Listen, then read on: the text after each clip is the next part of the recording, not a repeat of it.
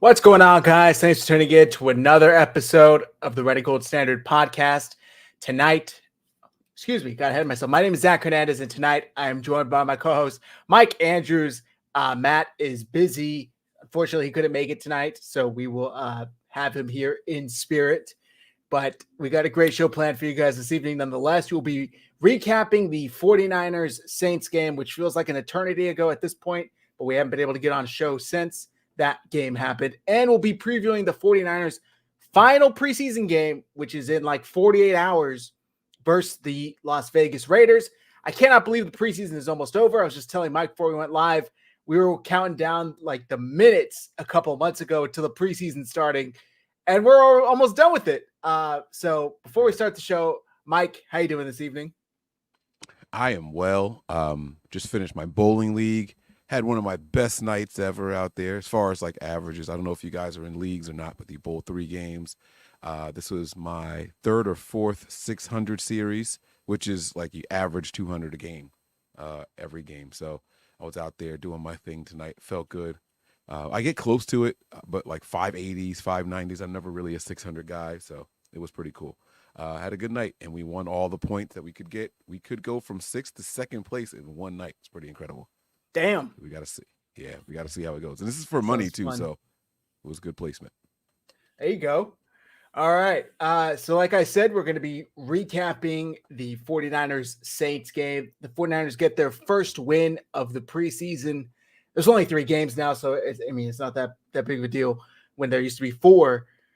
They beat the New Orleans Saints with the final score, I think 17-13, if my memory 16-13. 16-13. Thank you.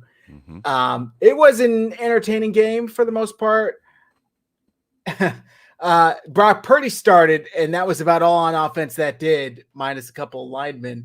I'm sorry, 16-10. I super duper apologize. 16-10. Thank you. I knew it was a 1-score game. I couldn't remember. Yeah. There was a lot of hubbub, I guess is the correct word, around Brock Purdy. He was trending Sunday night.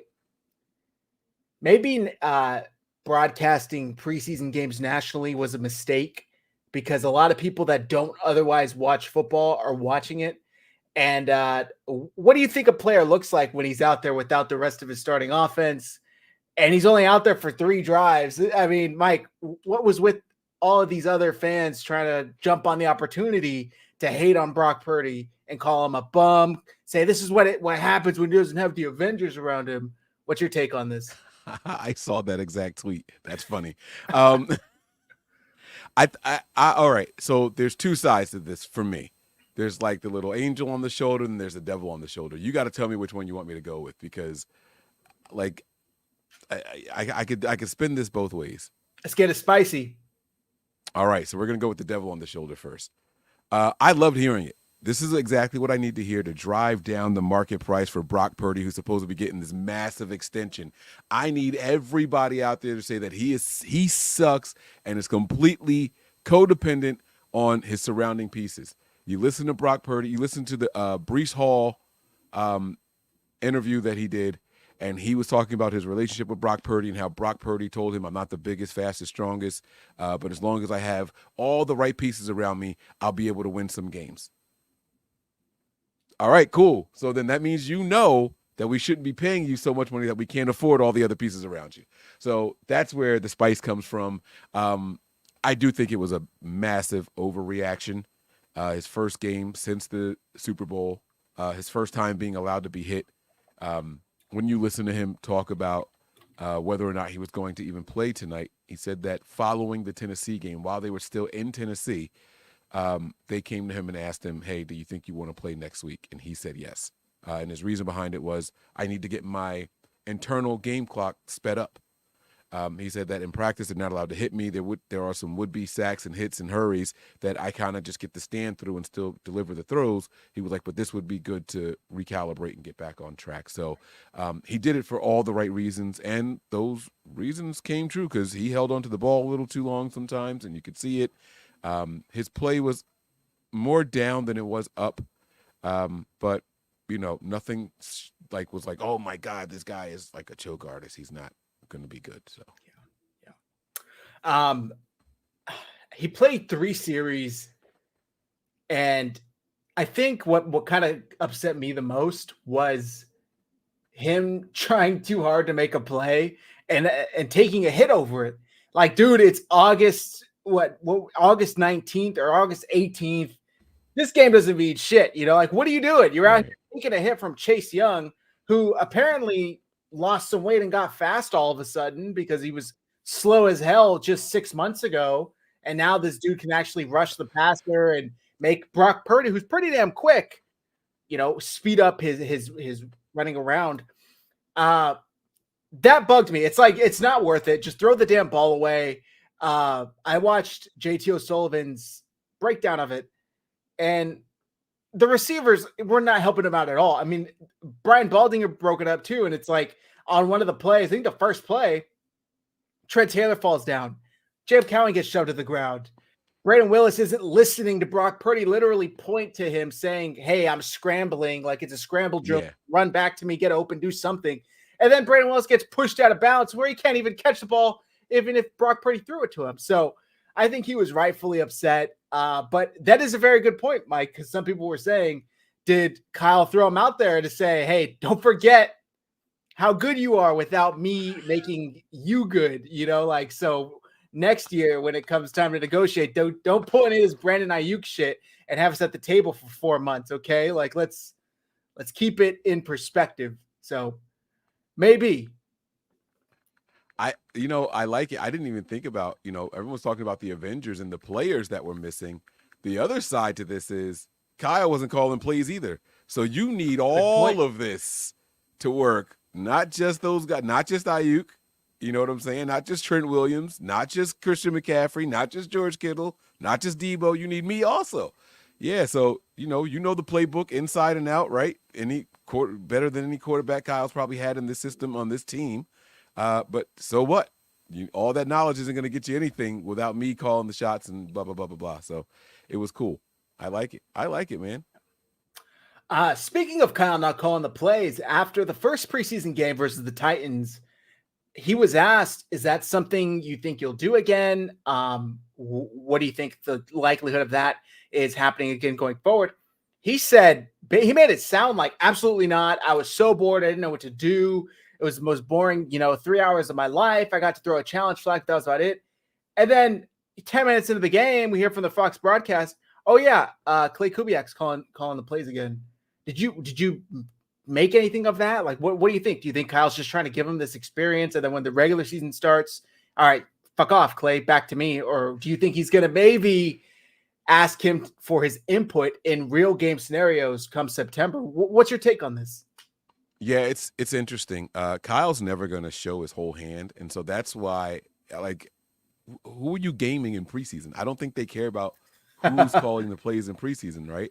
I am still banking on what I said following the first preseason game when we found out that Kyle wasn't calling plays and it was Clay Kubiak. I'm hoping that this old dog is learning new tricks. Not saying that he's going to relinquish all play calling duties and responsibilities to Clay, but maybe you'll see him do some things where it's like, this is the call and Clay has a different opinion on, like, something, and maybe he'll just give a second and think about it. Maybe he'll just have a second to think about it, because let's be honest with ourselves. As great as Kyle Shanahan is as a play designer and play caller, there's been times where we are pulling our hair out. Like, Kyle, what are you doing? Like, going into halftime, this is one thing I noticed. If the team had the ball at halftime, they were attempting to drive down the field and score. Yes. There was no, it's just preseason, let's milk this clock or whatever. We got that ball back on the last possession of the first half with like a minute 24 or 34 or something like that, and they were trying to move that ball, not just get in field goal range, which we've seen Kyle do before. Kyle's like content, like, let's just get in field goal range. I remember the first Super Bowl here, that halftime right before pissed me off. It's like, if it weren't for George Kittle's big play, you weren't even going to use a timeout. You weren't going to throw anything to the boundaries or anything. Like, if it weren't for that one big play, like, what are you doing? You wasted so much, wasted 50 seconds on that last drive. Anyway, sorry, I digress. See, I'm flashing back. But maybe this old dog is learning new tricks. Kubiak showing him, hey, like, we can, if you really think that it's worth leapfrogging someone when we kick off and all that stuff, let's get points heading into the locker room. Let's fight to the very end of the play clock. So hopefully Kyle is trying to learn something new. Yeah. That's a really good point, because we have seen him be way too conservative at times. And I was thinking about this the other night because, yes, I would imagine part of the reason drafting Ricky Pearsall and Jacob Cowing, but specifically Pearsall using that premium first-round pick on a receiver was due to the uncertainty specifically with Ayuk, but even at Debo. I mean, people forget Debo's only under contract for this. Is this his last year? It is, right? He signed a 3-year extension in 2021, didn't he? I think this is the year of the out, if I'm not mistaken. Like, okay, so then maybe next year? Yeah, I'm pulling it up now. But I'm pretty sure I don't think it's this year because people were talking about him being traded this year. 3 years. He signed a 3-year deal for $71 million, and that. Yeah, he's got one more year after this year. He's got 2025 also on the book. Okay, so Debo has 2 seasons left. Ayuk has 1, possibly 2, or possibly 4 if they extend. But I think they drafted Ricky and Cowing because of that. But also, maybe that was the start of a shift in philosophy. That was my whole point of bringing that up, was maybe we will see him start to become aggressive. He has, I think, 4 or 5 of the highest scoring offenses since he's been in the league, with the Falcons, with the 49ers. Yet the 2 Super Bowls he's made with the 49ers, they were held under 25 both times, if I remember correctly. Was it 23-33? And then I saw a graphic that said all 3 of his Super Bowls were that low. Like the Falcons, remember it was 28-3, and then they didn't score anymore. That was the high point. And then we scored 20 against the Chiefs and 22 last year. So what happens? I mean, they literally lose. I think last year, and I know that final game against the Rams is going to throw it off, but I'm pretty sure they were averaging over 30 points a game last year. Mm-hmm. And then don't get me wrong, Spagnuolo and the Chiefs defense is a top defense, right? He's arguably the best DC in football. But is that worth spotting 10 points? Like that's a touchdown and a field goal just because the level is playing that much. I would maybe spot you 3.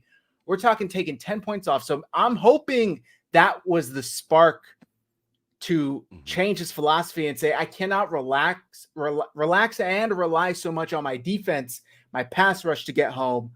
And my job as the offensive coordinator and the play caller and the head coach is to put up as many fucking points as I can. So hopefully that's what we're seeing. And Mike, I think what you brought up there with that final shot before half perfectly illustrated that. I know it wasn't him calling plays, but obviously if it's his team, he's coaching under Kyle Shanahan. I think there's a shared philosophy and a shared mindset there.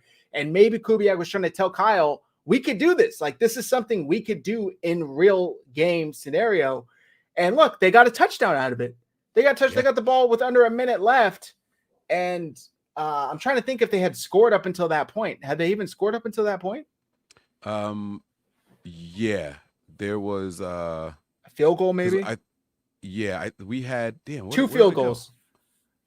Yeah, but yeah, that's right, because that was it. So every possession that Dobbs had, I believe, was a score. He had 3 possessions, field goal. So we were trailing 7-6 at that point, and then we went up 13 right there. Yeah. So I think that's a great point. And we got to talk about Dobbs a little in a bit because he was electric. He was great. He was fantastic. Joe Boyd is asking about Brandon Ayuk. We'll talk about this a little later, Joe. I'm not ignoring your comments. We're going to go through the show, but we will talk about Ayuk, I promise. Ben saying, I'm sorry, I think Ricky may be a dud. Both you guys' opinion on him, please and thank you. It's way too soon. We literally haven't even seen him. And I think it's very unfortunate because 4 years in college I believe he was at Arizona State and then at Florida, he didn't have 1 injury. He didn't miss a single game due to injury.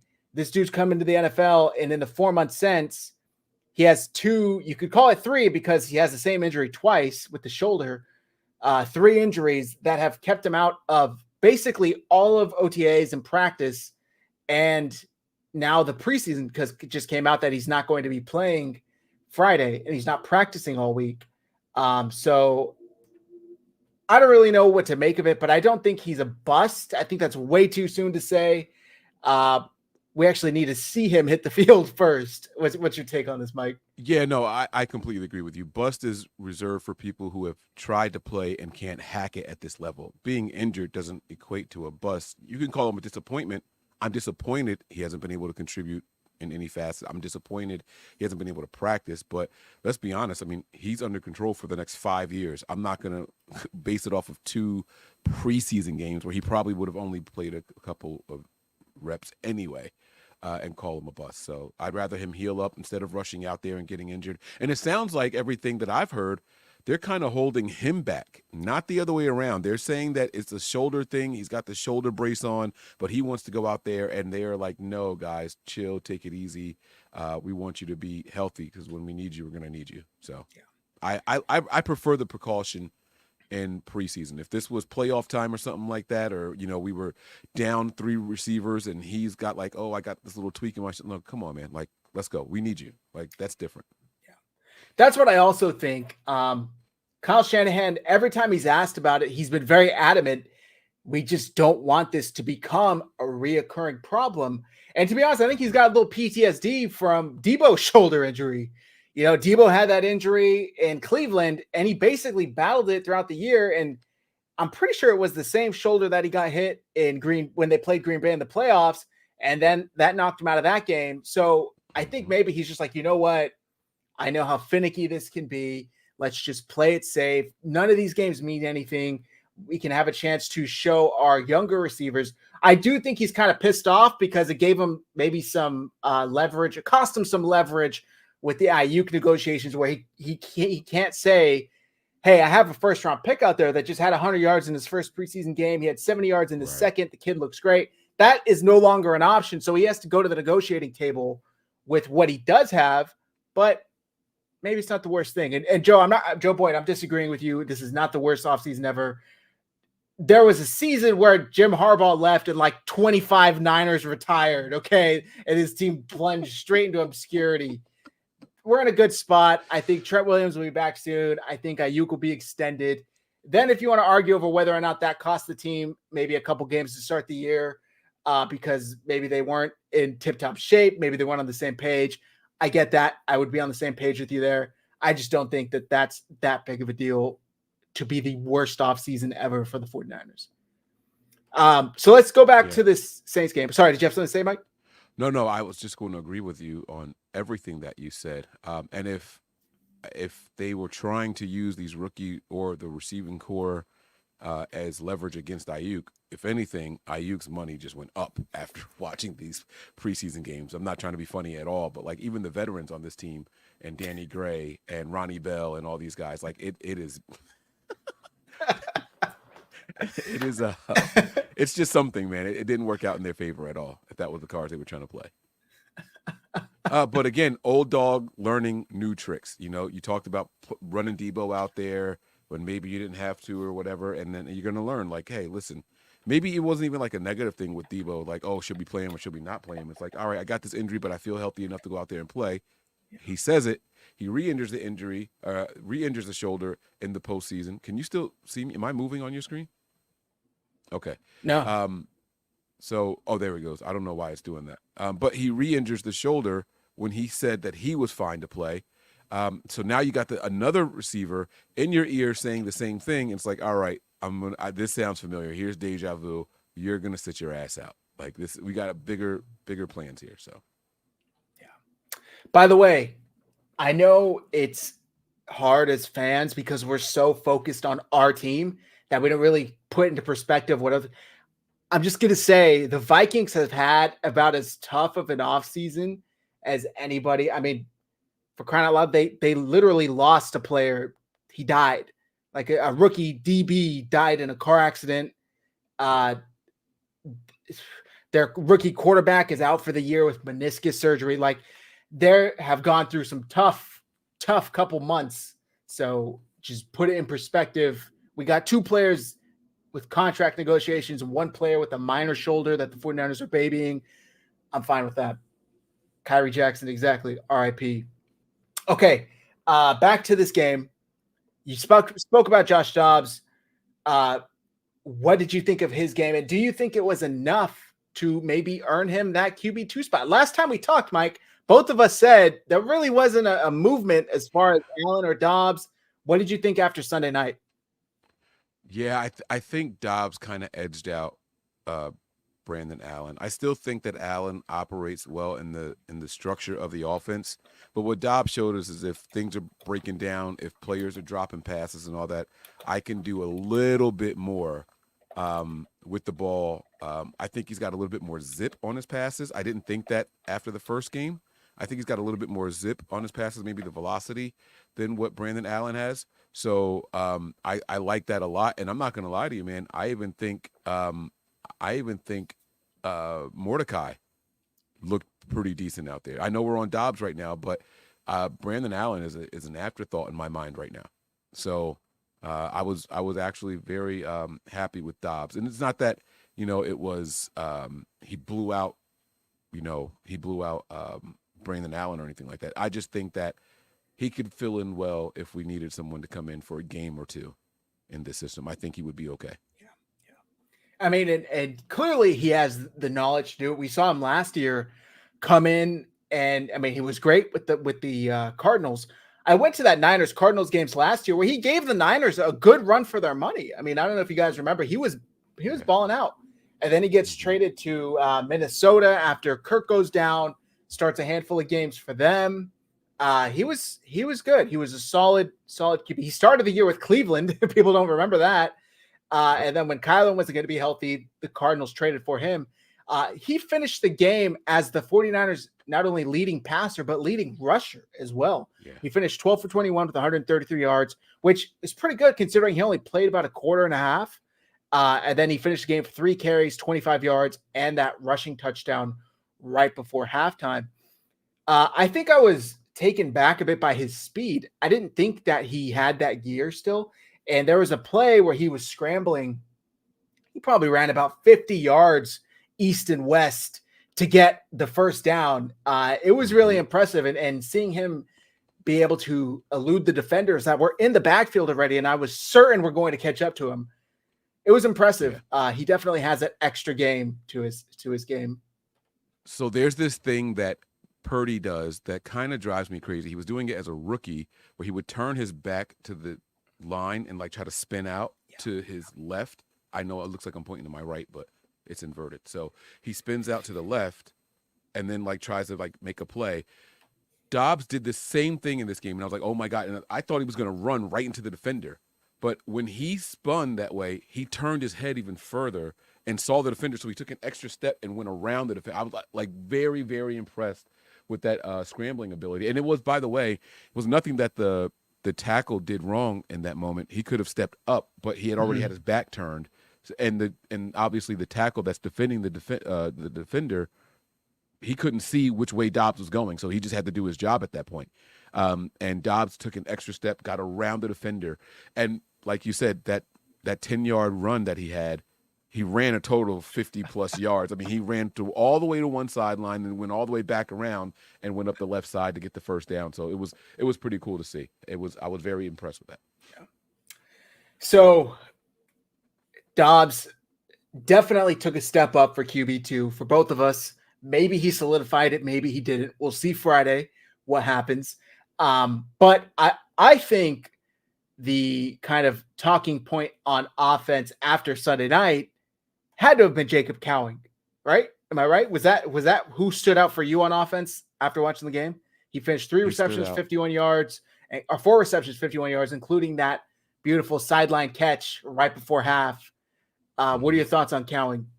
Yeah, no, Cowing looks like he's going to be a player. And it as a 4th option, 5th option, maybe even on this team. And I'm talking about just at the receiver position. I'm not talking about total options because we know about how this team is stacked. If that's your worst receiver on the roster, you're doing something good. He even showed some value in special teams as well. So I think that he played well enough to make me not have to worry about number 19 making this roster. So I like Dobbs. Yeah. Oh. 19, by the way, is not Debo. Yeah, it took me a second. 19 is Trent Taylor, just so everyone is clear. 19 is Trent Taylor. All right. So, yeah, I was worried that Trent Taylor, after the first preseason game, I was like, oh my God, this guy's going to make this roster. And I said it from the moment we picked him up in the offseason, like, if he makes this roster, we're in trouble. So now I'm back to feeling that way again. I feel like, yes, someone's going to get him out of here. Because let's be honest, how many wide receiver spots are there up for grabs? The Niners are going to keep 5 or 6 wide receivers, and Two you or know three Pearsall is going to tops. make the roster without ever playing in preseason. He's a first-round pick. He's going to make the roster, right? You got Pearsall, you got Ayuk, you got Debo, okay? Jennings. You definitely got Jennings. What are we talking, 1 or 2 positions? Yep. Ronnie Bell. Last year they looking kept like 6, I think, right? Yeah, I think they had 6 And last year, of it all. I still think Conley makes it, but That's right. Yeah. so then that basically leaves one spot. Is it Cowing? Is it Bell, who can't seem to fucking catch anything? Danny Gray, Tay Martin. I don't know, man. I it's got to be Cowing. He's the only one who showed something this preseason. He's the newest draft pick. I like Ronnie Bell, but let's be honest, 7th round pick from last year. I think maybe his insane preseason production from last year earned him that spot. And he didn't do too much with it during the season. I think he caught 1 touchdown. He was good on special teams, but I'm no disrespect, it's replaceable. It's not above replaceable. It's replaceable. At one point, he was like 3 catches and 3 touchdowns. I don't know if that was this season or last season or the one before. I'm talking about Ronnie Bell in particular. He was like he was a rookie last year. Yeah. Oh, yeah. You're right. So it must have, like, he started 3 receptions, 3 touchdowns. I think he finished the season with like 6 or something. I forget. It wasn't a ton of receptions, but that's what you want in the last option of the receivers and Kittle and McCaffrey. Like, that guy, you got to win your reps. You're going against literally the worst that the other opposing team has to offer. So we want you to be that guy. So he did his job when they asked him to do it. But this game in particular, this preseason game, I felt like they said, all right, let's see what you really got. And they gave him plenty of opportunities. I don't know how many targets he finished the game with, but the return on investment didn't show right there. No. I mean, think of a Juwan Jennings has basically made a career out of this, being the worst receiver on the field for the 49ers. That's why on 3rd downs and goal-to-go situations, he's been so clutch. Maybe that's not why I should say he should be clutch. That's why he's targeted, I should say. The clutch is all credit to Juwan, but he's targeted because opposing defenses focus on taking Ayuk, Debo, and Kittle out of the game. That leaves Juwan usually one-on-one with the team's 3rd best defender, and he's going to win that. He's just going to win that.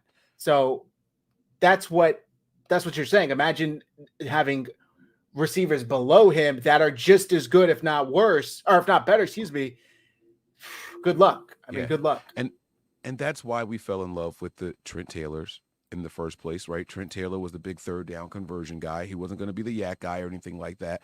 But when he was first here, he was the 3rd option or 4th option. Then it was Kendrick Bourne, 3rd or 4th option. And then it was Juwan Jennings, right? Those are the guys that we fall in love with because they move the chains. Like, that's what they were doing. Like, that was their job. But again, it's exactly what you just said. They are they're going up against the worst defender on the opposing team. So that's why they're supposed to shine that way. I like it. All right. So we talked about Dobbs. We talked about Cowing. Who else on offense? How about the rookie, Dominic Pooney? What'd you think of him? I like him, man. I really, really, really, really like this guy. I mean, everyone's been talking about him. You guys don't need me to say it. He's a guy that likes to have his hands on someone. There was literally a play where he had no one, so he's turning and looking for someone to hit. He helps out with the center. Then he was like, all right, you got him now. I'm going to go up here. And he gets to the 2nd level. His head is constantly on a swivel. He's looking to help out. He's looking to make contact every single play. And he holds up well in pass protection as well. So I can't say anything that hasn't already been said. I think he's going to end up being the starter, if I'm being honest with you. Well, Kyle said today on KBR, I don't know if you saw it, it was kind of a Freudian slip, but they were talking about, why'd you let Purdy out there without the starters? He goes, well, he's out there with the starting basically the starting offensive line. He's got the starting center, starting right guard, starting right tackle, and everyone's like, "Oh, starting right guard, huh? Okay, well, that's who Pooney Yeah. was." So he's a starting He right said, guard. yep, potentially both starting tackles. We know what's going on with Trent, but as of right now, this may be the week one starting line. The starting center was out there, our starting right guard. So he was out there with everyone except Trent. Like, yeah, so Freudian slip. There was a clip I saw, I think Baldy posted it, and it was in the red zone. The 49ers drop back, and it might have been the one you were talking about where he doesn't really have a man on him. So he helps out with the chips to the center, and then he does like a spin and goes back around to help McKivitz. And I mean, the kid is just extremely talented. And then later on, or earlier in the game, I think when Purdy was still in, he had Cam Jordan and Fitz. I mean, Cam Jordan could not get past him, and it looked effortless from Pooney. He's just sitting there, just blocking him. It was really impressive. Cam Jordan is a all-pro, Pro Bowl, elite pass rusher, probably 10-year vet at this point. So to see him as a rookie in your second NFL action, be able to just handle him was really impressive. I'm extremely ecstatic for him moving forward. If the 49ers offensive line was no longer a weak point of this offense, the fucking sky's the limit. I mean, imagine if Brock Purdy's not constantly under duress from the middle, because that's usually where it hits, from the middle or from Colton McKivitz. Damn, man. That'll be good. And not to mention, sorry, not to cut you off, but Jarrett Kingston as well. He's also looked good. I think he was a 6th-round pick. But the kid's come in and he's looked good every chance he's gotten. Yeah, even Nugent, the undrafted guy, he's even looking really, really, really good out there as well. And this is kind of like biting Chris Kocurek in the butt, saying, I don't need these. Well, I'm not saying it's biting him in the butt. You give me whoever, and I'm going to make these guys better. I'm going to make them work, right? He's like, I don't need it to be first round or second round guys. I'm going to go out there and make it work with what I got. And he is putting his money where his mouth is. But imagine if the Niners invested some first round talent into the offensive line every once in a while. Once you get the quarterback locked up, you got your receivers locked up, you can start doing that then. Then you can start. We need one more edge guy that we know down in and down out we can depend on opposite of Bosa. And the defensive tackles are going to continue to rotate. I mean, we can start investing some higher picks in the offensive line once we get everything solidified this year. I think that the sky is the limit for the Niners. People thinking that the Super Bowl window is closing, and I think you guys got another thing coming. I really, really do. I mean, hitting on one draft class, even a couple players, I'll be the first to admit, this time last year, I think I predicted the Rams would win 5 games. I predicted Matt Stafford's spine would snap by week 4. I did not think they would finish. They hit on their fucking draft class. Kyron Williams, Puka Nacua.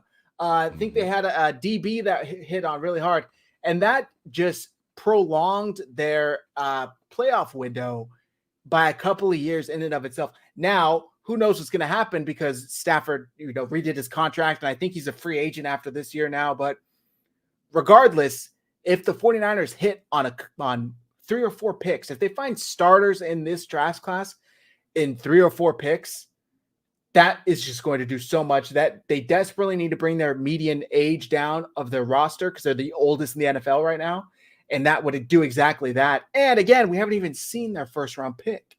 But Mike, I think you hit on it with next year, if maybe after next year, because they got to get Purdy locked up, but then you got your receivers locked up, you got Kittle locked up, you got your linebacker locked up, you got your pass rusher locked up, you got a receiver, 2 receivers under contract under rookie contracts.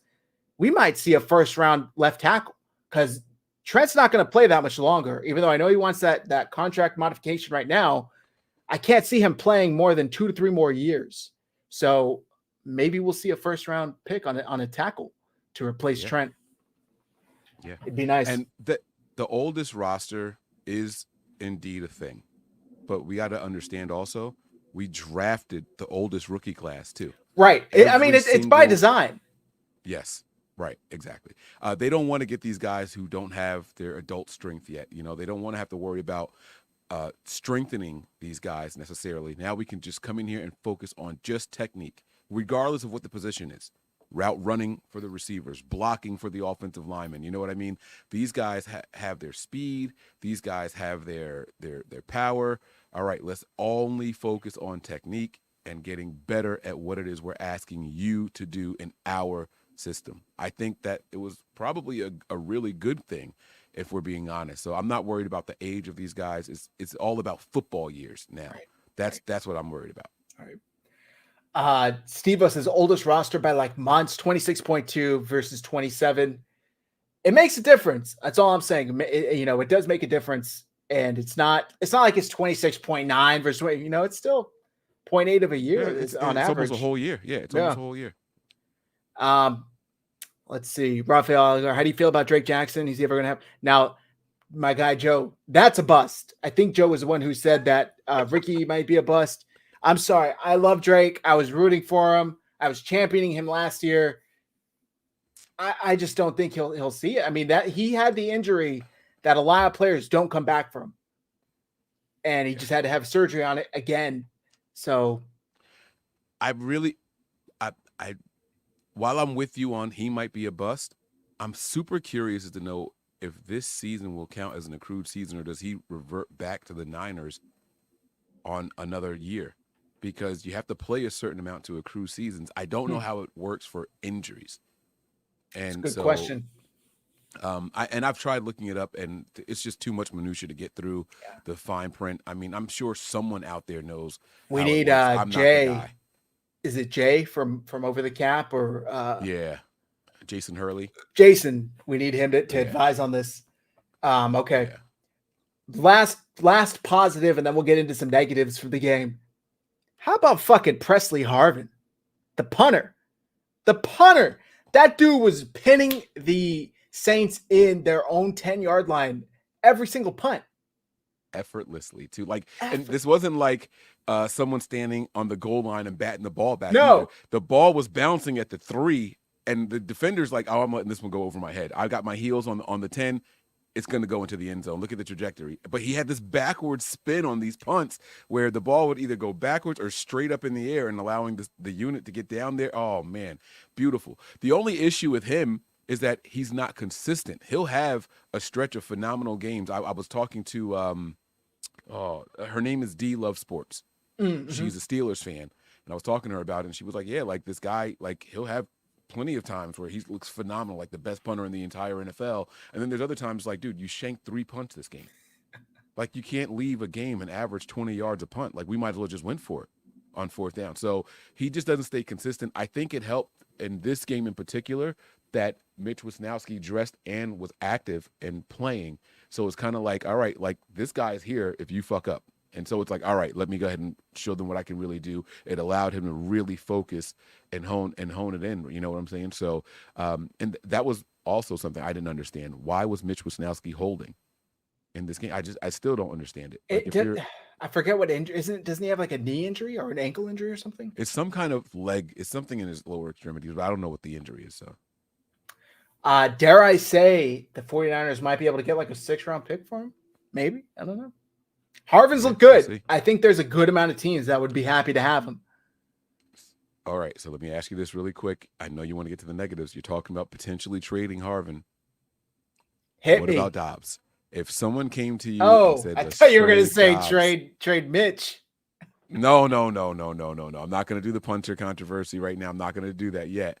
Not yet. Let's see what happens on Friday night. But what do you think? Like if someone came knocking and offered you a 5th. I know I asked you guys this after the first preseason game. I'm asking you now, after seeing Dobbs, would you maybe consider trading him? If there's not a ton of separation between him and Brandon or even Mordecai, would you possibly consider trading Dobbs right now?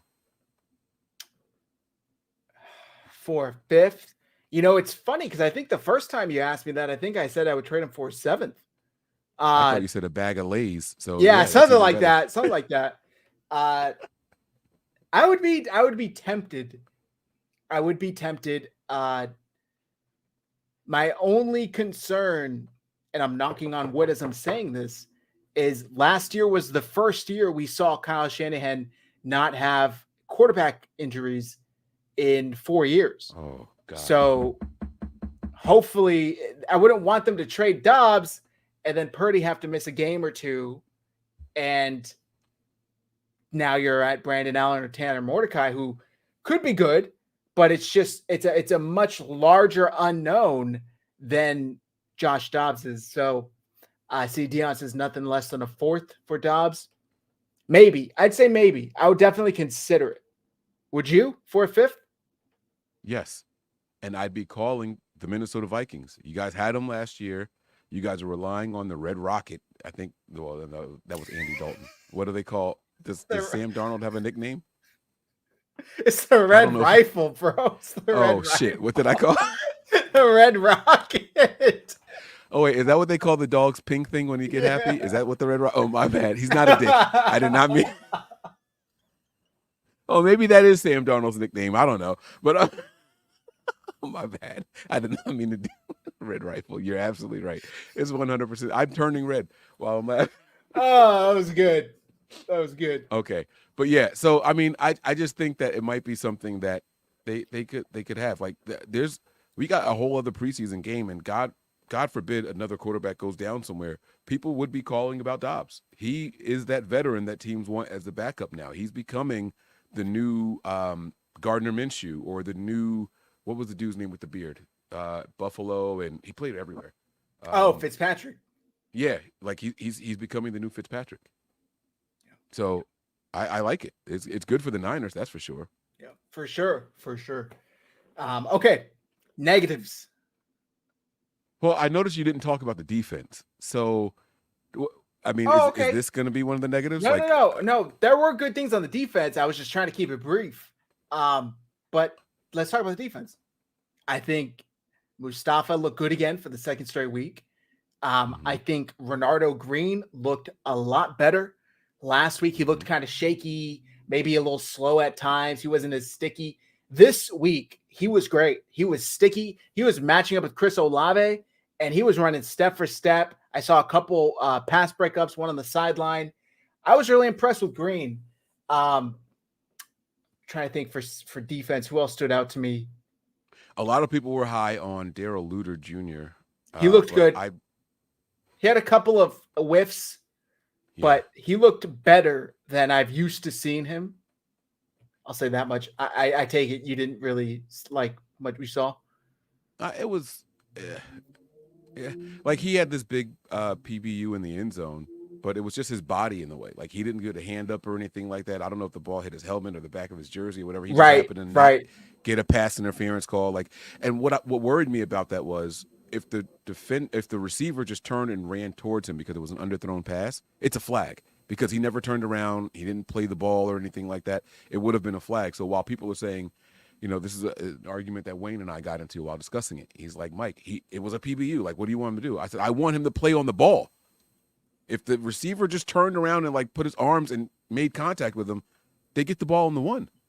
Yep. So like, I don't want to judge a corner on happenstance or a judgment call, because the ref probably could have thrown a flag on that if he wanted to, but they didn't. So I want to see like more sound play from them for me to say, oh, this guy had a good game. I want to see a little bit more from Luter. I know the Niners want him to be something, and he's got all the physical attributes that you want in the corner.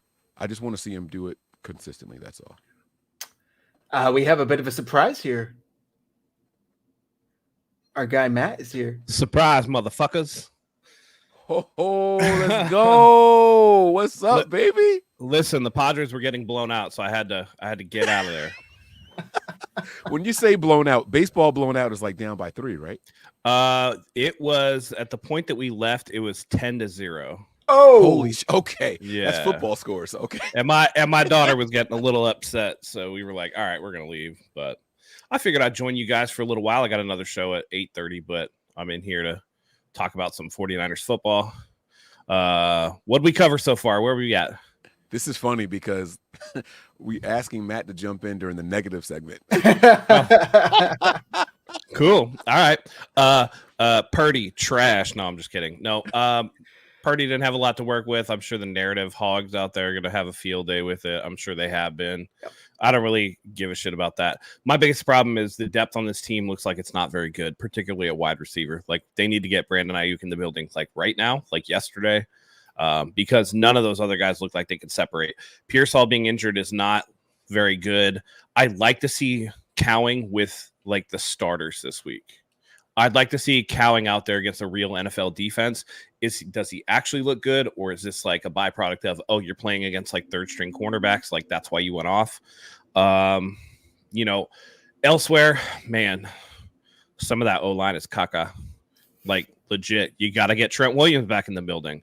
So I think that's going to be a very big theme for the 49ers for the course of the season, is that they're very top heavy, but at some of the key positions, they're going to be very, very thin. So if you don't have the top guys in the building, or if they get injured or whatever, this team could be in a world of trouble, and it's really hard to stay healthy in the NFL. So I'm a little bit worried about that, but I think overall, not terrible. Particularly, I'm impressed with the linebacker core. The young linebackers, they all look good. Jair Brown looking like he's still a dog, Talanoa Hufanga better be careful, man. He might find himself the odd man out, because if Malik Mustafa and Jair Brown are playing well, like, where does he go? Because my biggest issue with Talanoa Hufanga is that he gets greedy with those eyes and he gives up big plays. And even in his all-pro season, where he started out really hot, towards the end of the year, he started giving up a lot of big plays, and I don't like that. You're coming back from an ACL injury. You already weren't the most athletic dude out there, and now you're behind the 8 ball even more. So Talanoa Hufanga, I know a lot of people like him, but at the same time, if he's not the best guy to go out there, it's time to get gone, particularly because he's in a contract year this year. So he's got to show out or get the fuck out. And anyway. Mike and I talked about that last week too, and we kind of got some pushback from the chat saying, "Oh, we don't like Huff anymore. Like, what happened?" And I was like, Matt would be the first one to tell you. We've been talking about this since last year. How concerning some of his plays. There is a comment in here. The thing that broke me on Talanoa Hufanga that made him a suspect player for myself was the Miami game, Purdy's first game. In Talanoa Hufanga bit on an underneath route to Jalen Waddle and let Tyreek Hill go free and clear right behind him. And I'm like, you listen, if there's anybody that you can't just let run by you, it's Tyreek Hill. The fact of the matter is, he bit on that so hard, like as if Jalen Waddle was going to be. Listen, give it up to the underneath guy. Miami's going to kill you with speed. The last thing that you can do is try to get greedy and then give up a tutty to Tyreek Hill because you just weren't paying attention.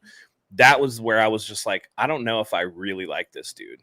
Like, he's playing really well. Don't get me wrong. He's had some really good plays. Recovering that fumble against Green Bay in the playoffs for the touchdown was like a huge thing. But like, at the end of the day, it's what have you done for me lately? And a guy who wasn't athletic coming out, which was the big knock on him, which is why he went so late coming out of USC, was like a 4.59 guy or something like that. Dude, you got defensive ends that are running 4.59s now. So if you're already losing a step and you're going to be peaking, I don't know if we can abide by that. I want to bring up this comment and get you guys' thoughts on it. 2 games in, am I the only one thinking Nick Sorensen looks lost on the sidelines in his elevated position? Nick Sorensen, obviously new defensive coordinator, took over after Steve Wilkes got fired after the Super Bowl. What are guys' thoughts on this? I know people are saying, oh my God, the run defense looks like trash. I'm not going to say that. We haven't even seen the starters yet. I think that's a bit of a rush to judgment. But do you guys think he looks over his head? Do you guys think he looks out of his league? What's your take on this? Mike, you want to go first? Yeah, I don't know if I'm not in panic mode just yet. But the fundamentals for the defense, like the last 2 seasons, like where's the tackling? I don't know if anyone's tracking it, but the Niners have to be towards the top of the league in missed tackles throughout this preseason. And that was a problem that they had down the stretch and in the postseason as well. Like, forget busted assignments. Even when the assignments were right, like you got to make these tackles, right? Like this is basic stuff. Like secure the tackle first. Stop trying to strip the ball and all that stuff. We used to be a team where the first guy there would hold the guy up and then someone would come in and try to punch the ball out or something. And it seems like now everyone's focused on punching the ball out before the ball carrier is secured. And that's not a good way to play ball. And so I don't know if that's Sorensen's responsibility to teach tackling fundamentals and all that stuff, but you have the title.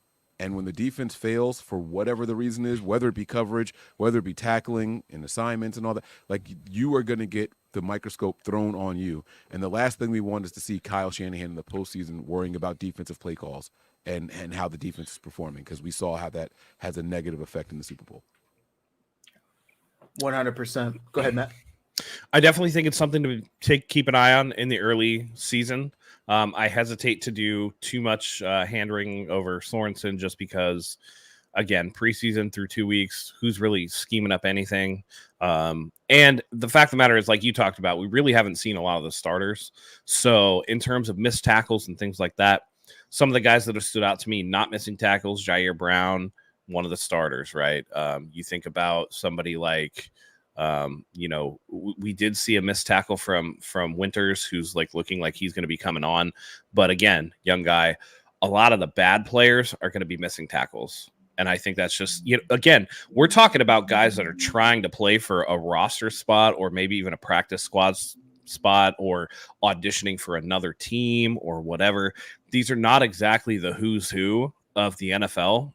And if you watch a lot of college football, you understand that college players miss a lot of tackles. And not every college player is going to be an NFL player. And when you get some of these guys that are fringe NFL guys, you're going to see a lot more of the mental mistakes, a lot more of the physical mistakes. You're going to see missed tackles. You're going to see blown coverage. You're going to see all these things. You're going to see it from the rookies. You're going to see it from the young guys. What you hope is that when you get your superstars in, when you see your Leonard Floyd and your Nick Bosa and your Malik Collins, and your Javon Hargraves and your Fred Warners, right? And Dre Greenlaw, if and when he returns this season, the Deommodore Lenoirs and the Charvarius Wards, those guys shouldn't be missing tackles. Those are the guys that you really care about missing tackles. And if they're missing tackles, then I'm going to be getting on Sorensen's ass, because that's been a theme for this team, like Mike said, for a couple of years now. They haven't been fundamental. The other thing to note too, guys, is this is the first season with the ban on the hip drop tackle. So everybody is learning a new form of tackling, and everybody has to fight the instinct to do that hip drop when somebody gets by them. I think we're going to see around the league a lot of missed tackles early as teams try to adjust their tackling form to get used to that new rule, particularly in the secondary when you're trying to take down a bigger player. So that'll be something to keep an eye on. That's a good point. I didn't even think about that. Mike, do you have something to add? I still don't know how you're supposed to tackle someone in the secondary if they're past you. I'm not even kidding. Literally, you're just going to hold them up and let somebody else clean them up. But then that runs into the problem of, like, are they trying to prevent concussions or what? Somebody's leg going to get trapped underneath and snap. Yeah. You're going to have guys injuring their own teammates then at that case. You know what I mean? Like, it's risky, and I do understand what you're saying, Matt. I don't get why we haven't played more of these guys. Like, why no Leonard Floyd at all? I understand he's the veteran, why you brought him in here, right? But, like, yeah, I'm going to knock on wood when I say this. He's quite literally the Iron Man. I mean, since they've gone to 17 games, he's played in all 17 games. When it was 16 games, he had one season where he didn't play, 2 seasons in his entire career where he didn't play all 16 games. And those were his rookie and second year. Ever since then, he's played in every game. I think it's okay to give him a couple of reps in preseason. This guy clearly knows how to take care of his body. I don't get why we're not playing them at all. Maybe we'll see him Friday. Maybe. Yeah, it's just it's weird. And Matt, that was a really, really good point about the whole tackling thing. But I saw some head-to-head missed tackles, not even from behind, for sure. But to answer your question, Mike, how's a DB? Listen, you got to wrap them up and then be like Brock Lesnar, take them to Suplex City, baby. That's what you're gonna have to do. So what you mean is Dre Greenlaw style tackles that everyone was saying were penalties. Yep. Okay. That's what's going to have to be. That's what's going to have to be. They're going to figure it out. I mean, they're going to figure out, I guess, if you can't do the literal hip drop, maybe you just grab onto them and then dead weight yourself without technically dropping your hips. Maybe you just do the thing like you ever seen a kid who crawls up to their dad and grabs onto their leg and then the dad starts dragging him? You know how the kid is just splayed out like Superman, just holding on? Yeah. That might be how it has to be, because technically that's not a hip drop. The hip drop is where they're talking, you wrap them and then you drop your legs to a point where the hip goes like into the back of them. But like if you don't technically drop your hips, you just like fall to the ground, right? And go like dead leg or whatever. But you're in like a straight line and wrap around their legs. Maybe, like, maybe. Remember You got to do that. Koala bears on the pins. Yeah, you got to do that. The girl who runs through the airport to her man who she hadn't seen in forever or whatever, wrap her leg. Maybe we're gonna get NFL gonna be rated PG-13 or something coming up. But what's crazy is that literally they had a training video on how to tackle properly. That's now banned. Like, that was the hip drop tackle. That was a form that was taught to players coming into playing tackle football at all ages, and it's now banned. So they're trying to prevent injuries. I think they're going to end up maybe causing more from this, but we'll see. Anyway, or just completely neutering defense. Right? Yeah. Or we're going to see 50 points a game per team. Okay, so we talked about defense, offense, what we liked. Now we could go into, Matt, you talked about a little bit what you didn't like. Mike, what stood out to you the most from this team negatively Sunday night? What were you most unhappy with? Yeah, no, it was definitely the missed tackles for me. I still just don't like seeing sloppy defensive football. I don't think that's the 49ers way. Back before we ever had good offenses, I'm talking about the Tom Sula head coach here, the Singletary, the Nolan, all of those teams, the one thing you could depend on was a competitive game because the defenses were good. We are slowly getting away from that as a 49ers team. And 25 points in the Super Bowl isn't terrible, but like, I mean, come on, like we're better than that. And that last touchdown was it wasn't even contested. Like they just marched right down the field on us. Like, with your team having a lead, get the stop and win the game, right? Like, that's where we were. It was easy. It was light work for them. You know what I'm saying? Like, I just remember seeing all the mic'd up things. I can't believe they took the ball. I can't believe they took the ball first. Like, oh, guys, you go out there. It doesn't matter. We're going to win this game now. Like, Kansas City was so sure that regardless of what the outcome was of our first drive, they were going to win that game. I had never seen a team so confident in verbalizing it out loud. Like as soon as we said receive, they're taking the ball. I can't believe, like, they were yelling that right after the coin toss. Like after we said we're going to receive the ball, it's like, oh my God. And so we got to get back to the fundamentals. That's my overall biggest concern. A lot of these guys are going to be coming in, and the players that we're judging harshly in the third and fourth quarters of these preseason games, you got to remember one thing about that. They're going to be playing with 10 or 9 or at worst 8 other starting players. So they're not going to be the glaring weaknesses out there. It's not going to be like, what we saw with all 11 of those defensive players being replacement level guys. So we have to keep that in mind, but we have to get back to the basics here. Can I say something without, is this a safe space? Can I say something? Oh, without yeah. Getting, Do it. chewed out? The fuck happened again to Jake Moody? That kick that he missed, it wasn't like hit the off bars. It wasn't like the wind cut. That was a fucking shank. He kicked that thing and it went 90 degrees the wrong way. Do we have a kicker problem, guys? Like, is this something that's going to plague us in October and November and December again? Am I going to be holding my breath every time this dude kicks a field goal? Like, what the hell? He was 75% in the game. So, I mean, but the miss was egregious. It was terrible. I don't know how you missed by that kind of margin in your home stadium. Like, that's the worst part with it all. Like, this is where you were supposed to be the man. Like, this is your turf. But I'm confident in Moody, if I'm being honest with you. I'm confident in him. I think he's going to get the job done. And the one thing I like about him, after a miss, he's usually spot on for the next 10 attempts. So I'll take it. Get the miss out the way. It's almost like how we were with Jimmy Garoppolo. Hurry up and throw your interception so you can focus and then be good, right? Do you guys remember when that was like the story around Jimmy Garoppolo? It was like, all right, let's get this pick out the way because we know one is coming in this game at some point. Let's go ahead and get it out the way, right? The drive after a pick is always a touchdown. Right. You know what I'm saying? It's like, all right, Mike McGlinchey, where's your one bad play coming? You're gonna whiff. And then what the bad thing with Mike McGlinchey was always at like one of the last 2 drives, right? So it's like, oh my God, McGlinchey's terrible. You can have a perfect game, but here comes the one bad play where you get a sack fumble because of Mike McGlinchey, right? Like, let's go ahead and get that shit out the way. You so look can over and refocus. he's sideways in the air. What Yeah. the hell? It's like, what are you doing? So let's go ahead and get it out the way. I'm confident in Moody this year. He'll probably finish the season over 80%. I do think that. So I'm not gonna flip out on him just yet. But it was a very egregious miss. It was an egregious miss. I'm not too worried about it anyway. I don't think most people would be worried about it if we didn't just watch Brandon Aubrey kick a 66-yard field goal for the Cowboys that would have been good from 72.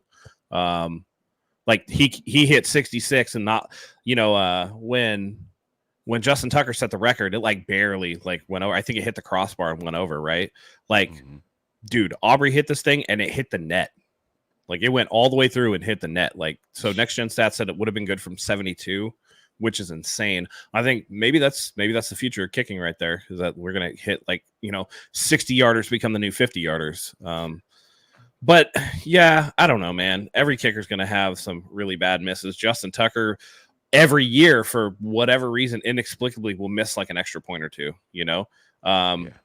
all the best kickers do. Adam Vinatieri would every now and again this was before they moved, by the way, the extra point back to where it is now. Vinatieri from the, where they snapped it from the 2-yard line would miss extra points every now and again. So I don't know. It doesn't really matter to me. Okay.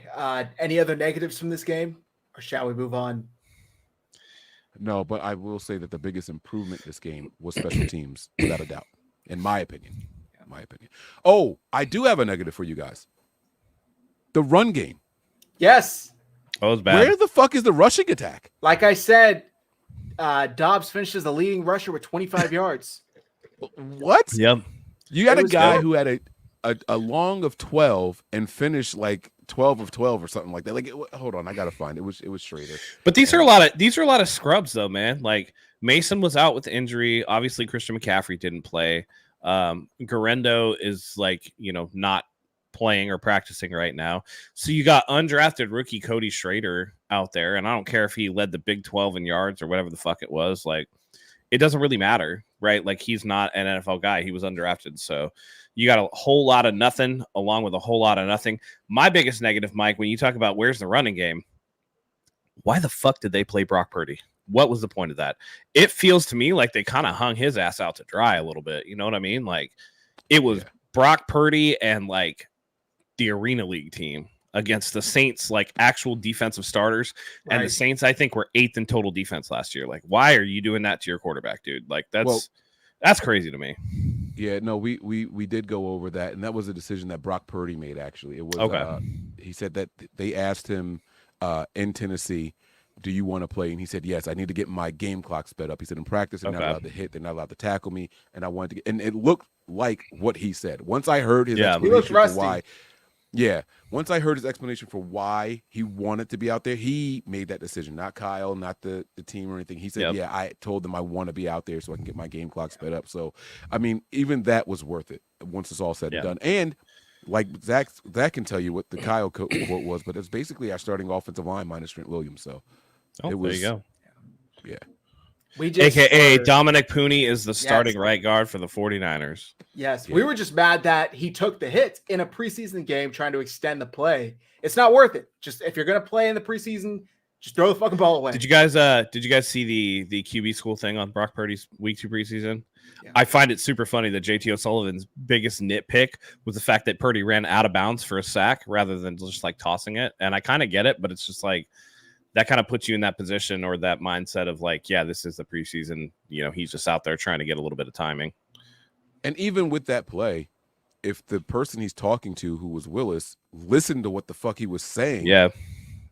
That was the one where he didn't come back to the ball, right? Yeah. And then he got pushed out of bounds. See him on the sideline afterwards, like saying, I'm telling you to come back to this spot. I'm pointing to where I want you to go. Yeah. Like, and that part I loved. I loved seeing Brock Purdy taking the mantle of, I'm the starter, I'm the veteran quarterback. Listen to what the fuck I'm saying. I'm telling you to come back to this spot. I'm pointing to it. You got to listen to me. I don't give a shit what the defender's telling you to do or what he's asking, like where he's pushing you or leading you towards. Like, come back to me.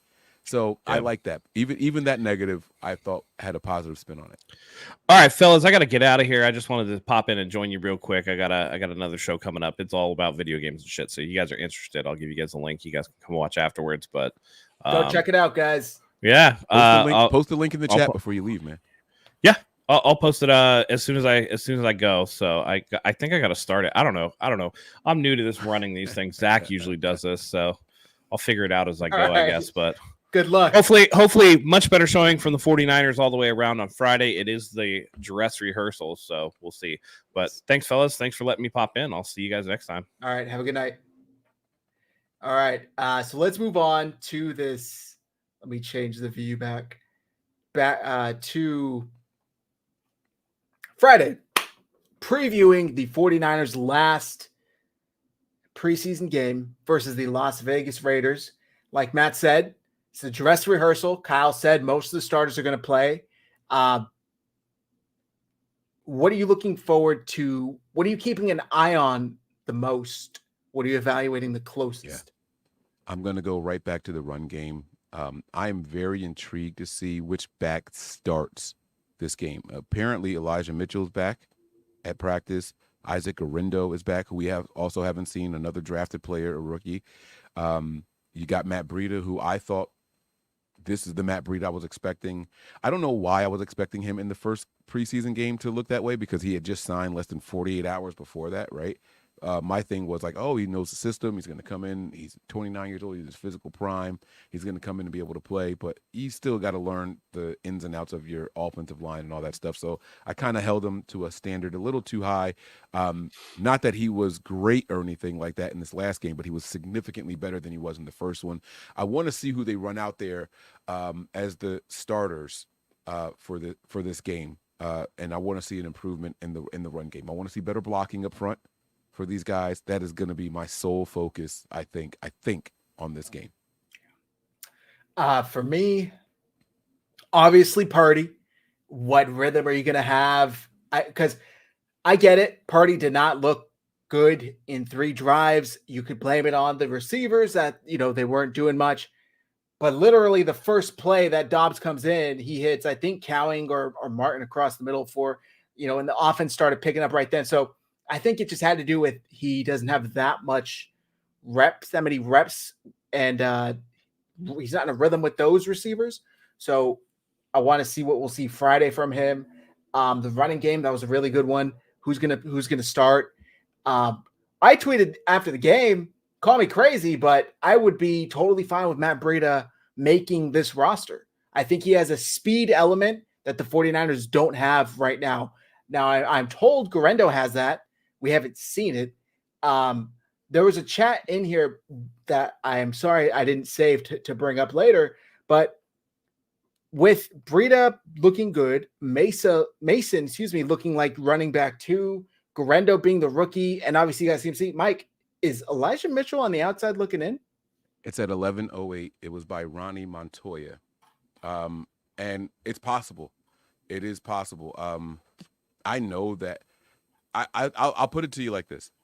If we don't see Mitchell in this game, it's going to sound super contradictory, but if we don't see him, his spot is secure. I feel like the only way they don't play Mitchell, is if they know for a fact they're just going to keep him no matter what. Otherwise, I want to see what you look like after the injury when you're finally healthy, and see, because I think we are all sold on Mason. Mm-hmm. I think we are all sold. Well, we know Christian McCaffrey, right? And I think a lot of us expected it to be the 3 M's back there, the McCaffrey, Mitchell, and Mason. Those were the 3 guys that we were expecting. But I would not discount Matt Breida at all. Now, he fumbled, if I'm not mistaken. Didn't he have a fumble in this past game? I just don't know if he's going to be that guy that they say you can't make this roster because you fumbled one time. Might have been 2 weeks ago, but it wasn't last week. Oh, okay. All right. So then, yeah. But it's like, or maybe he dropped the ball. Did we recover it? I forget. But Breida did have a fumble in the preseason at some point. I don't know if it was week 1 or 2, but he did fumble the ball. But here's what I do know. We've seen opening drives with Christian McCaffrey fumbling the ball. They're not just going to say you can't play now because you dropped the ball, you put the ball on the ground once. So I'm hoping that's not enough to just exclude someone from everything else that they can do well. Don't take the one off and just write someone out off because of that. I want to see some consistency. I think Breida can give you some consistency. I think that his time in the league, he's gotten better in pass pro in the times that he has to stay back and try to pick up a blitzer. So we'll have to see. We'll have to see. I think it's a really good question. And Mitchell very well could be on the outside looking in. He's not the fastest. His rookie year, I think he finished with like 970 rushing yards, which is really impressive. But since then, he hasn't been able to stay healthy. And, you know, if he stays healthy, I really do question whether or not the 49ers trade for Christian McCaffrey. Because maybe they think, why should we? We have 1,000-yard back in Elijah Mitchell. That doesn't happen. And they do end up trading for McCaffrey, obviously. And Mitchell hasn't really looked the same. I mean, even when he has plays, there's only been stints of kind of that old version of him that we saw his rookie year. I think it's very possible he's on the outside looking in, but we'll see. I'll put my foot in my mouth. I said it even after we acquired Christian McCaffrey as a pure ball carrier, a runner of the ball. I liked what I saw from Mitchell more than what I saw from McCaffrey those first couple of games. But then there was the injuries, and then that was kind of the end of it all, you know. But as a pure ball carrier between the tackles, I was very, very impressed with what Mitchell was doing. It was a legit 5 or 6 yards a carry. It wasn't like a response because of a 30 or 40-yard rush. It was for real. Every time he touched the ball, here's 4, here's 5, here's 6, here's another 5, here's another 5. So we got to see. I don't know if that is still in him coming off of an injury. So, okay. As far as Friday night, what are we looking for? Receivers. Oh boy. Debo, I imagine, will play a bit. Kyle said after the game Sunday night, or I think it was Monday morning, Ricky Pearsall would return to practice and play Friday. And then bam, yesterday, all of a sudden, just kidding, Ricky's not practicing and he's not going to play Friday. That's unfortunate, like I said earlier. But obviously, Ayuk's holding. I can't imagine he's playing. I mean, even if this contract gets signed tomorrow, he's not playing Friday, right? Do you think he would? Not straight from practice. And John Lynch is trying to convince us that, oh, he's in great football shape. He's taking care of his body. He's doing what he needs to do. But there's no such thing as football shape without playing football. They said the same thing last year with Bosa. Mm-hmm. And the Bosa year would before be the that. first to admit, he'll be the first to admit that, you know, that holdout really messed me up. It took me a couple of weeks to get back to where I needed to be. Yeah. Okay. Who's going to emerge at receiver? Like you said, are we going to see Cowling with the starters, or maybe Matt said that? I'm excited to see it because I think there's a real opportunity there for somebody to come up and take. Cowling put his hands on it last week. Is he going to completely steal it Friday night? Well, remains to be seen. Yeah. What about a punt off? Is Wisnowski, Mitch Wisnowski. That's why I said Mitch. Okay, I get it. My brain was saying, okay, I got it. Will Wisnowski and Harvin go back and forth on punts? You know, like he was healthy enough to hold. And the thing with the holding for me was if it's blocked or something, you still got to go out there and pursue that guy. So his leg had to be healthy enough just in case something went wrong. What was he going to do in case there was a block? Just stand there and retreat? So what was the plan? So I'm interested to see what happens with the punter situation. Will Mitch Wisnowski get any punt attempts during this game? And also, how will the Niners handle kickoff? I want to see if they're aiming for the zone, if they're just going to kick it right into the end zone. You know, like I want to see how that's all going to play out. There's no real benefit to a squib kick anymore. It's all going to go over the line of both of the teams. And once it hits the ground, then that's when the opposing teams can move. You don't have to worry about over-kicking coverage or anything like that anymore. All of that is out the window. It's all about this landing zone and then moving and reacting. How many penalties will teams have? There was one in this game. I don't remember which one of the two teams it was on, but there was a penalty where a person moved their back foot, but they've all been declined. That's so. I'm playing the new Madden with the new kickoff rules, and it happened in one of my games. And if I accepted it or if I declined it, you got the ball in the same exact spot. So what's the purpose of the penalty then? That is strange. So I don't know if that's real. I don't know if that was like a glitch in Madden, maybe. You know what I'm saying? So I'm trying to learn the rule just like everyone else is. I have not seen a single ball go to the 15. There was supposed to be this rule where if it bounces a certain place and if it's down somewhere, then they start at the 15-yard line. I haven't seen that yet. Now, I haven't paid a bunch of attention to all the other preseason games. Maybe someone can point out a team in a game that it happened in, but I would like to go back and find that. But there is somehow, some way where the ball can go to the 15, to the 20, and the 30, I think. So I don't know. I got to see. I don't know. Something else. The punt off is a great something to keep an eye on. Would be very fun to see. We'll see how that shapes up. Isaac Guerrero returned to practice today, I believe, if not yesterday. He will play Friday. I'm extremely excited to see him. That brings some much needed speed to this running back room. Nobody really other than Breida has that speed. And I've been talking about this since the first preseason game, but Cody Schrader, I heard for like a month, this kid's dope. This kid's got speed. This kid's got everything. I haven't seen it out there, and maybe it's because the offensive line, maybe not. I don't know, but none of the running backs have really looked good. Breida looked good at times, so I just want a running back to show me something, and I'd prefer it to be Guerrero since he's the draft pick, and he's the one that the 49ers have the most invested in outside of obviously McCaffrey and Mason and whatnot, but we'll see. We'll see. How about the secondary? Yeah, in the secondary, I think the starting positions are pretty much all locked up, and it does not include Hufanga. But I would like to see the nickel. I want to see Lenore back in the nickel spot. I want to see us, run out there on a third and long and see what Green looks like on the outside. With Lenore in there and with the rest of the starters, just to see how good it all looks. So I do want to see that. And this is all about analyzing depth. We have to remember what preseason is for. The starters are the starters. We know who those guys are going to be, especially on the Super Bowl team. But I want to evaluate some of the depth. I want to look at you're saying the secondary, and I don't think that they count, but the linebackers. I want to see who's going to really go out there and just take that spot. Is it Campbell?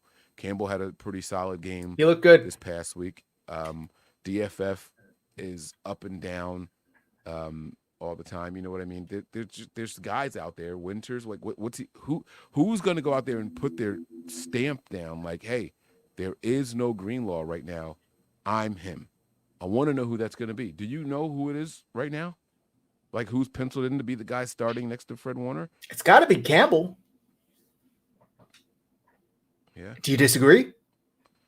I don't disagree. You could have named anybody. I wouldn't disagree. I think it's Campbell. No, I mean, the first depth chart they put out had Campbell. Mm-hmm. I don't think anything has changed that. Winters looked up and down in Tennessee, didn't play last week versus the Saints. So I would still think it's Campbell.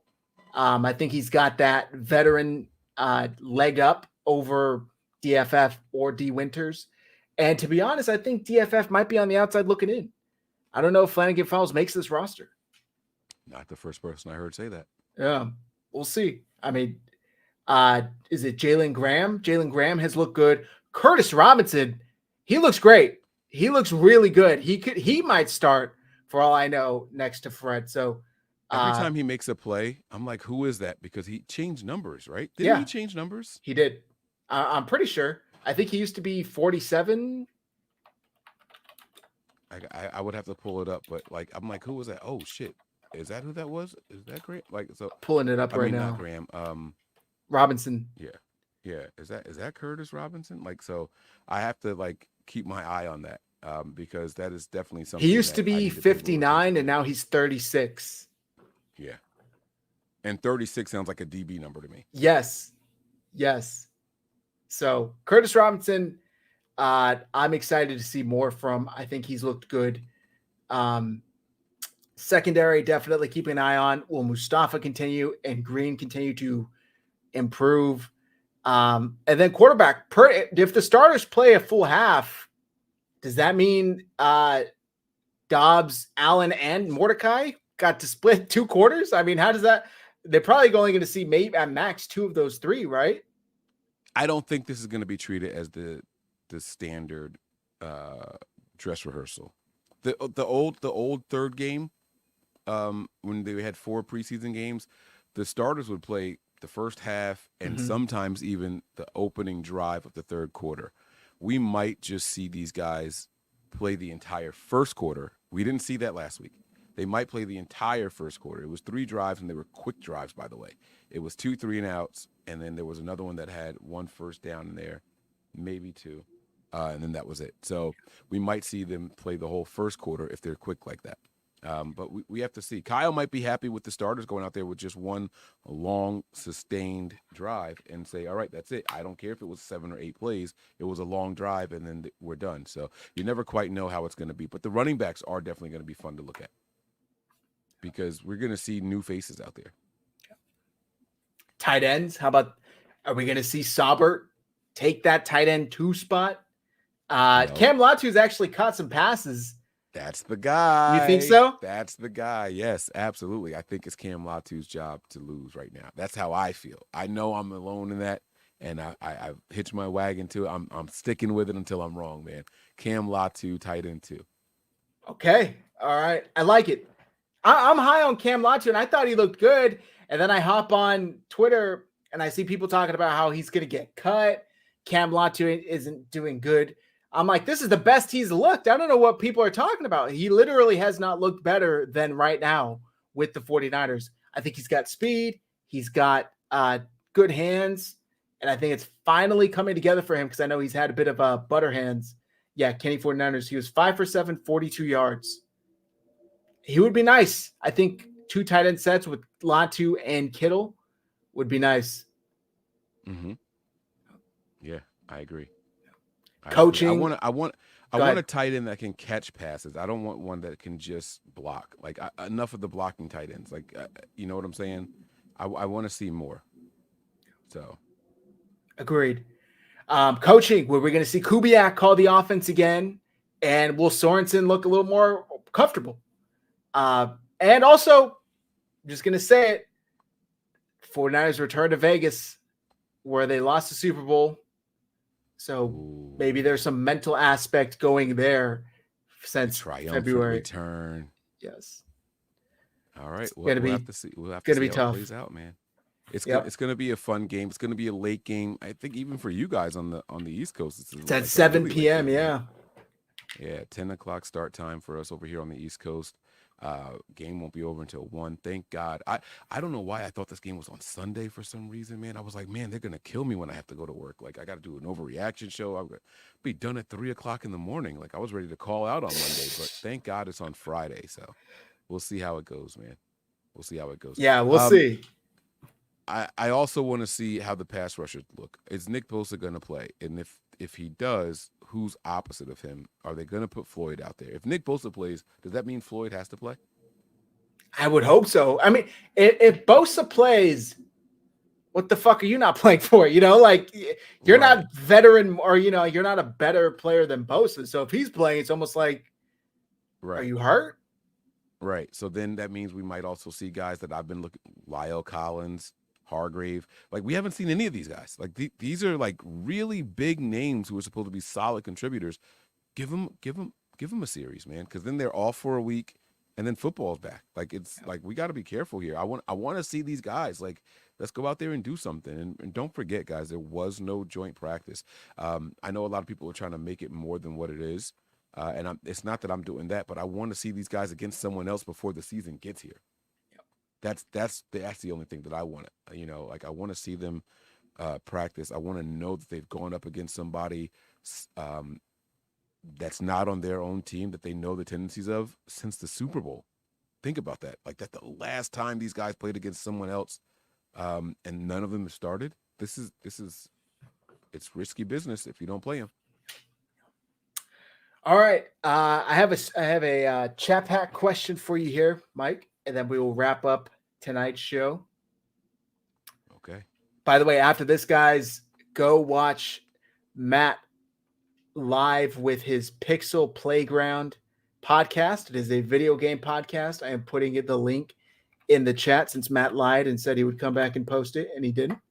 It's all right. I was typed out. Yeah, there you go. Go check it out when you guys get a chance after the show ends. Okay, today's chat pack question, and chat, feel free to put your answers in the chat as well. If you could open your own retail store, what type of merchandise would you sell? Wow. Okay. Well, my answer, if you had to ask me this five years ago, I'm lying. If you had to ask me this 10 years ago, I wanted a franchise marijuana store. Franchise? Not why franchise, and why not just specific one location? Right. So if you are a Niners fan that travels a lot, if you're a person that travels a lot, it's really, really hard to get good pizza. If you like, I'm not going to lie to you guys. I've been to California plenty of times. I don't like California pizza. I've had New York style pizza in California, and it is not the same. I have had original tomato pie pizza in other states, and it is not the same, right? And so I end up falling back on places like Papa John's or Domino's, not because they're so good, but because I know what I'm getting when I make the order. There is a value in a franchise when you're in unfamiliar territory. And so I always wanted to open up a weed store, so that way, no matter what state you were in, you knew what you were going to get. And so once at the time I was saying this to my family, it's like, guys, we should open up a weed store. Like, let's make a franchise. And that way people knew exactly what they were going to get no matter where they were. It would be like a stronghold on the market. We could be the Domino's, which is trash if you think so, that's fine. But we would be the Domino's of marijuana. Like, you don't have any franchises that if you're in foreign territory, you know, hey, I know what I'm getting. It might not be my favorite, but I know exactly what it's going to taste like, and I'm not going to be disappointed in it. Of course. So that's what I would have wanted to do. Okay, I like that. Knowing there's quality weed wherever you go. And I'm not a weed smoker. It was a service for other people. It was not for me. For me, this is funny because I worked at this type of store, but honestly, I think it would be like a pet store. Like, sports obviously comes into mind, but I think that's kind of a tough business to be in. And maybe I'm taking this question too literally, but there are too many pet stores that sell shitty products for your pets. Like the amount of people that feed their dogs like Purina, Puppy Chow, or Beneful, like that they think it's good because it's got little colored kibbles. It's like, that's not supposed to look like that. Like that's most. Yeah. And I think a lot of people don't know this stuff. So if you could open up like a pet store and even have like the cheapest stuff still be better than Beneful and whatnot, I think that'd be really good. Because I mean, even if you go to like Walmart, when I first moved out with Ash, we were broke, and we had Tony already, and we would go to Walmart, and even Walmart. Old Roy. This dog, he's gonna be 12 this year, 13. No, I said Old Roy. That's Walmart's brand. Oh! I thought you said Old Boy, my dog. Yeah. So they have one. It's not Old Boy. I forget the name of the brand though. But even their cheapest bag of dog food is good. Like, it's good dog food, and it compares to some of the higher end stuff as far as like it doesn't have any byproduct. There's no filler. There's no corn or wheat or anything like that. So I think people just need to take a second to look and see what's in their dog food or pet. If you have a cat, your cat too. But you don't want your dog eating byproducts, eyes, bones, they grind all that shit up. Meal is fine because meal is just like all of the meat ground and usually dehydrated. But you don't want byproduct, and most dogs actually can't have wheat, believe it or not. So I think a pet store would be fun.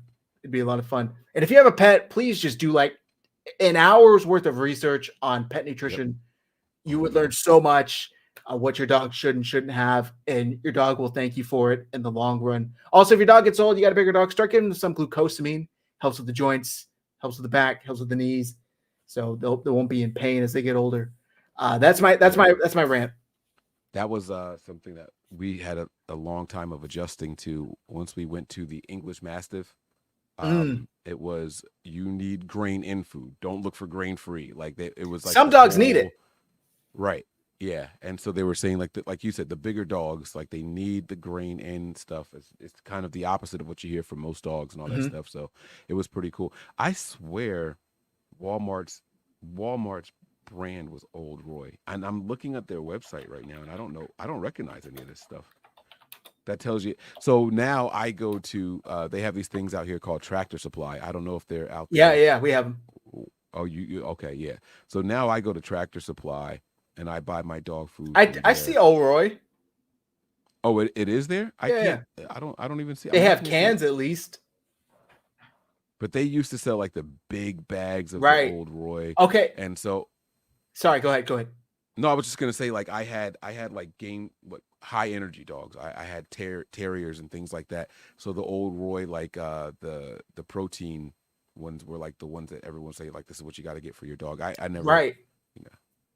If I found the brand here that I used to buy for my dog, if you're on a budget, Pure Balance, grain free, and they have non-grain free stuff. If you're on a budget, go to Walmart. They have the big 30-pound bags of food. It's better food than Purina, Beneful, all that BS. And most vets, if you go to a vet, they'll tell you to put your dog on science diet.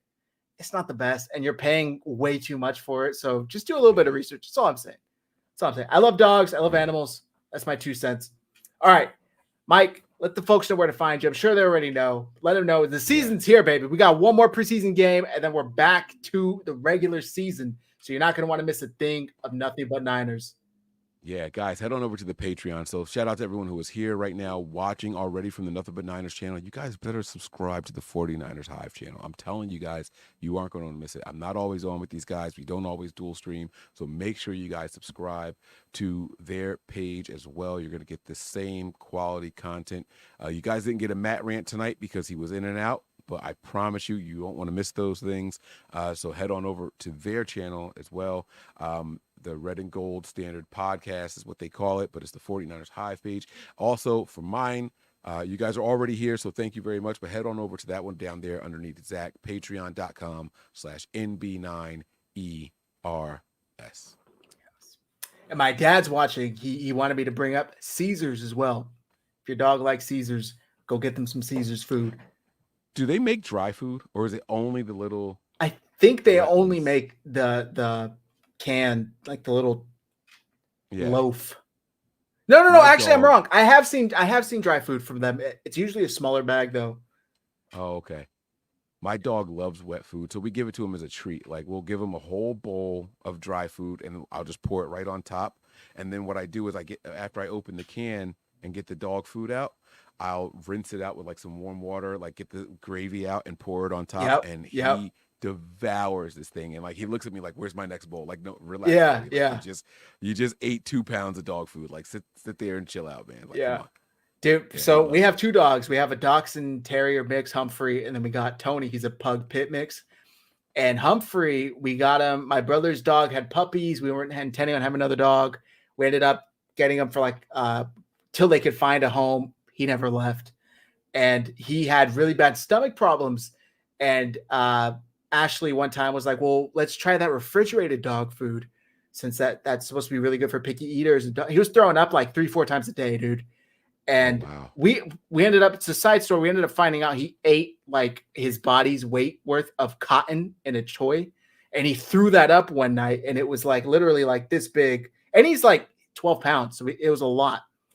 Right. After that, he was better, but we had transitioned him to the refrigerated food. So I felt guilty that Tony wasn't eating the refrigerated food. So now they're both on the fucking refrigerated food. It's like, it's And that insanely food costs. expensive.